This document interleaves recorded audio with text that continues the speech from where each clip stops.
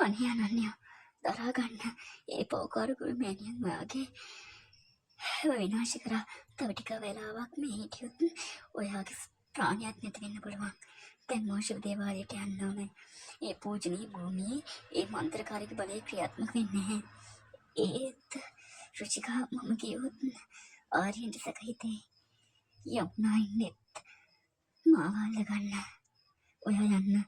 මම ඔයාගේ දේශයෙන් මේ ගෙදර දවස් 3ක් ඉන්නම්. කාටවත් සැක හිතෙන්න දෙන්නේ නැහැ. ඔයා සුව වෙලා එනකම් ආර්යන්ව මම බලා ගන්නම්.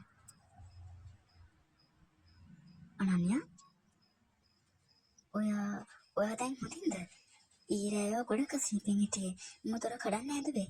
සමා වෙන්න ආර්යන්. මට ඊරෑ හරිම අමාරු වුණා. ඒත් දැන් මට ගොඩක් සනීපයි.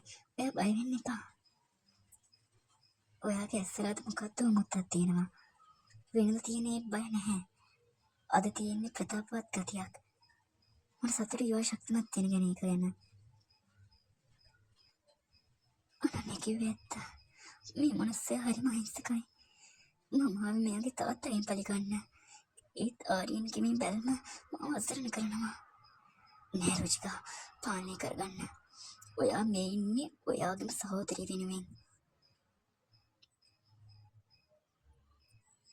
ගුරුමෑණියන්ගේ ප්‍රහාරයෙන් පස්සේ මේ කෙල්ල මෙච්චර ඉක්මනට සනීපුනේ කොහොමද? එයාගේ දීම් පාවනස්.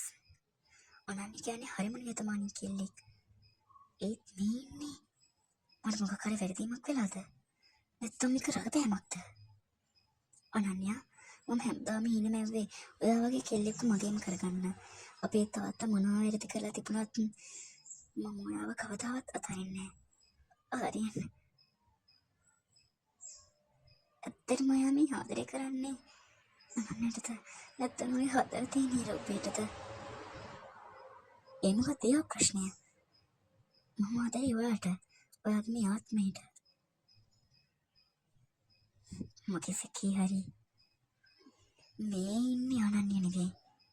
මේ නාගකන්‍යාව මට වඩා වේගෙන් ඉස්සරට යන්න හදනවා. මම හිත මේ රහසෙලි කරගන්නම්.